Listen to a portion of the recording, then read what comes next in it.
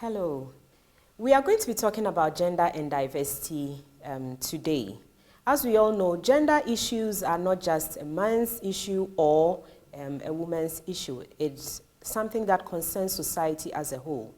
And as youth, it's important that we have these discussions about gender and diversity so that we'll be sensitized and able to take critical decisions that affect us in society. I am Dr. Augustine Dusa-Kaikari, and I will be facilitating this session. In this session called Gender and Diversity, we have three key objectives that we want to address. First, we want to provide an understanding of the basic concepts and approaches for analyzing roles, relationships, and situations from a gender perspective. Now, another major objective of this session is to equip participants with the necessary knowledge and skills to mainstream gender and diversity sensitivities among the youth. And finally, we would discuss how gender and leadership can be incorporated in strategies that deals with gender, and how we can also take these into consideration as we take decisions at the personal, interpersonal, community, and organizational levels. So, as I said, these are the three main topics that we're going to be talking about. First, it's important that we have a very good understanding of what gender is. So as a result, we'll be going through the gender concepts and terminologies. There are a variety of them, but for the purposes of this session, we will limit ourselves to the critical concepts that will be relevant to our context. Next, we'll look at diversity. What is diversity? What is our understanding of diversity? What are the dimensions of diversity? And then last but not the least, we'll look at gender and leadership. Do men lead differently than women? If women assume certain attributes that are considered male, what is the implication, and vice versa? So now for the first part of this module, we are going to define gender and the various terminologies associated with it. But before we move into gender, it's important that we understand what sex is. As we all know, sex is biologically predetermined, and so it represents the essential and unchanging physical differences in human reproduction. So an example would be that boys' voices breaks at puberty. Women or girls also have their menses. This is something that is biologically predetermined and it cannot be changed. Sex also refers to the biological differences between men and women, and this is universal and generally permanent. Now, we move on to an understanding of gender. It's important to note that gender is not synonymous with women. If we are going into an in-depth understanding of gender, it includes learned behavioral differences or social attributes between men and women, which is acquired during socialization in a given community or household. So when you go to certain contexts, it will be said that girls are the ones who fetch water, who cook, and the boys are the ones who probably would have to maybe cut the firewood. These are roles that they are given or they learn when they live in a society. Now, these learned behaviors change over time and varies across cultures. In certain contexts in Africa, we find out that men are the ones who would go and do the trading in the marketplaces. In other contexts, men stay behind and women are the ones who would go to these marketplaces to sell stuff. In other contexts, women are landowners. You go to other parts of West Africa, men are the landowners and not women. Gender also encompasses the roles expressed according to sex in women's and men's actions, tasks, and responsibilities. As we move along, we'll go into deeper examples of what we are discussing. Now, these roles are influenced by perceptions, expectations arising from sociocultural, political, environmental, economic, religious, and you can name them. The list goes on and on. Okay, so since we have talked about sex and gender, it's important that we look at the differences between sex and gender. As we have discussed, sex is biologically determined. And so when boys are giving birth to, they would have a different sex organ as compared to women. Women would develop breasts and they give birth. Boys do not, or men do not give birth because it is biologically determined. They are born with. Now, when you look at gender, we are saying that gender is socially constructed. This means that it is learned behaviors that we acquire in our society. Gender is not born with. It is something that we learn, something that we developed. It is passed on from generation to generation. And sex ideally cannot be changed. So if you are born as a man or woman, in the ideal case, it cannot be changed. But gender can be changed because it deals with behavior, it deals with attitude, with education. Some of these gender issues can be changed. Now, we are going to look at some situations in which we see gender differences. So the first one we are going to look at is social situations. Now, social situations deals with different perceptions of women's and men's social roles. So ideally in our context, and I'm sure it's not just in Ghana, but maybe you go to Nigeria, Sierra Leone, the man is seen as the head of the household. And in that regard, he's also seen as the chief breadwinner. Now, when it comes to women, women are seen as the nurturers and caregivers. So naturally, we would expect that the woman is the one who would take care of the children and who would cook, who would manage the households. These are just some illustrations, but as I said, gender can be changed. And so as these are changed and it varies across cultures, you still have some men who would take care of their children, who would even cook at home, because gender issues can be changed.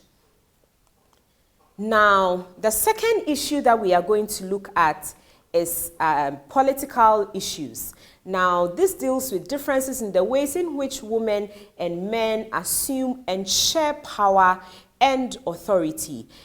As we all know, men are more involved in national and higher level politics. We can count the number of women who are heads of states in the various countries. Now, during the International Women's Day in 2015, statistics indicate that only 7.8% of heads of governments are women. So this goes to emphasize, or this goes to validate the point that men are involved more in national and higher level politics. Now, when it comes to women, women are more involved at the local level in activities linked to their domestic roles. So you see them maybe being women organizers in their communities. This doesn't mean that women do not take leadership roles, but what we are emphasizing is that we find women more involved at the local level. Now we come to economic situations, and that is where we see a lot of imbalance, as you can see from this diagram here. In economic sense, we are saying that there are differences in women's and men's access to lucrative careers and control of financial and other productive resources. As we all know, if you need to go for a credit or loan, you need to show a collateral. And more often than not, if you are not a landowner or you don't have any other property to use as a collateral, it is very difficult for you to have access to loan. And so in that context, we say that men have more access to credit and loans. And in a variety of contexts, you find out that more men are landowners than women. And therefore, this tends to affect some of the opportunities that men and women would have. And now we look at many organizations that we have. If you go into the corporate world, you realize that there are more men who are in management positions than women. Times have changed, things are changing, but we still have a lot of, we still need to make more room for improvement to get more women into management positions. Now let's look at education. In education, there are differences in educational opportunities and expectations of boys and girls. I think I would say that in the urban areas, things are gradually improving, where you see that there is parity between boys and girls. But when you go to the typical rural areas, you realize that family resources are directed to boys rather than girls' education. So it means that if there's a family of 8, and the father can afford to send 2 children to school, the preference would be over the boy than the girl. And so when you go to many of these rural areas, a lot of girls are disadvantaged. And when this happens, it tends to affect the opportunities that they would have acquired later in their adult years. Now, girls stream into less challenging academic tracks. And so when you look into our society today, in as much as we have a lot of women moving into corporate world, you realize that their numbers are not at par with the men. We still have women who are scientists, we still have women who are doctors, engineers, you can name them. But if you have to compare the numbers, you realize that we still have a lot of, we still need to make improvement, and we still have a long way to go. Now, having looked at the differences between men and women in terms of issues in our society, it's important to look at gender as a social construct. Why do we say that gender is a social construct? Because it is something that is acquired in society, something that is learned. Now, if you look at the socialization process, it is made up of the gender norms, and we'll be looking at this in detail very soon. So we have gender norms, we have gender roles, and we have gender relations, and all these make up our components of gender, and these produce gender stereotypes and gender-based division of labor. So now let's take these various components one by one to help us understand this better.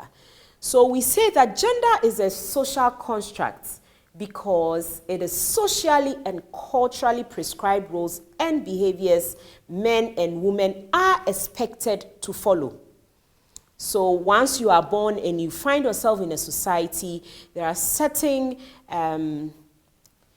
roles, certain behaviors that we expect that. So it is expected that the woman is the one who has to go to the market to buy stuff. It's expected that the woman is the one who has to come back, cook the meal for the family. That is the ideal sense, although things are changing. And the men also have their own roles that are expected of them. Now, we say that it is a social construct because it is socially determined and supported by societal structures and cultural perceptions. So a particular culture would say that no, women are not supposed to be landowners. If your husband dies, it is your son who has to inherit the land and not the wife. And so these are some of the cultural structure or societal structures that we tend to find in our community. Now, women's and men's gender identity determines how they are perceived and how they are expected to think and act as women. In many of our societies, whether in Nigeria, Ghana, Sierra Leone, Ivory Coast, when a man or a woman is bereaved, a man is not expected to cry wailing as compared to a woman. So if a woman cries and wails, it is accepted. But if you realize, if a man loses a loved one, although you grieve, you are not expected to wail and just throw yourself on the floor. That is not how we perceive a man to act in that situation. If a lion should come into a room right now, we wouldn't expect a man to run away. A man is expected to be brave. And so he is expected to face or defend the people in the particular room. And this is because that is how society expects a man to act. Now we are going to look at these components that I talked about. So the first one is what we call the gender role. This explains what females and males are responsible for in households, communities, and the workplace. So I think I've talked about some of the roles. The man be expected to be the breadwinner and also to be the head of the household. Although in many contexts in Africa now, where communities have been wiped away because of maybe a genocide or a particular disease like HIV, AIDS, or Ebola, or whatever it is, you realize that females are taking a role of the head of the family. Now we move to gender norms. Gender norms are not explicitly prescribed in laws or rules. It means that it is not something that is written down.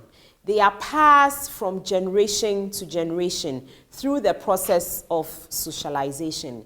And it changes over time and differs in different cultures and population. And a typical example is land ownership, where it is expected that women would never own land in any in a particular culture. In other contexts too, women can own land. So that is an example of a gender norm. It is not explicitly written down anywhere, but it's something that is known because it's been passed on from generation to generation. Now, the next one that we are going to look at is gender relations. And this refers to social relations between and among women and men. Gender relations can determine hierarchies between groups of men or women based on their gender norm. So how do they relate, especially when you have a community setting? In certain contexts, you can't even find women speaking out at community gatherings because the men are the ones who are in power and in control. And even if you have something to say, sometimes you may have to pass it through a man, whether it is your father, your uncle, or your husband. Now, the next component to look at is gender stereotype. And as you know, some of us are very stereotypical of men or women. It goes both ways. And we tend to have some images, beliefs, and attitudes and assumptions about certain group of men and women. So, for instance, we would say that women are worse in mathematical tasks or in statistics. So we have stereotyped women in that context. Or we could say that men do not know how to take care of children because we have stereotyped them. We tend to have some assumption about the way they would behave. Now we look at gender-based division of labor. And this refers to how and where and under what conditions women and men work. So sometimes you realize that women would be involved in unpaid tasks at home, whether it is cooking, whether it is taking care of the children, whether it is working on the farm or whatever it is. You realize that women have a particular task they would perform, and men have a particular task that they would perform. And you can find this even in the market. So in certain contexts, you realize that when farm produce are brought to the market, it is the men who have to go to the market to sell them. In other contexts too, women are the ones who are expected to go and embark on some of these roles. Now, we conclude that different roles per se are not the cause of inequality, but it is the value that is placed on these roles that leads to inequality. So for instance, if a woman is a housewife and is performing household chores, we would think that, oh, it is something very normal. You are doing it for your family, so you are not expected to be paid. Whereas if a man went to work and was sitting in the office, it is expected that that particular labor he is performing is expected to be compensated for. This is a reflection exercise for all of us. What assumptions and values related to being a female or male in our society are you most proud of? And what makes you feel valued and why? So think of yourself as a woman. Think of yourself as a man. What are some of the things that you are proud of being a woman? Now, let's go to the next one. What assumptions and values related to being male or female in our society do you dislike and make you feel undervalued, and why? So I want you to think of certain situations and instances where you feel that you have been undervalued. And which of these would you like to change? So this exercise, obviously, you need to think through it, and it shouldn't take you about 10 minutes to complete. So after this particular exercise brings us to the end of the gender terminologies.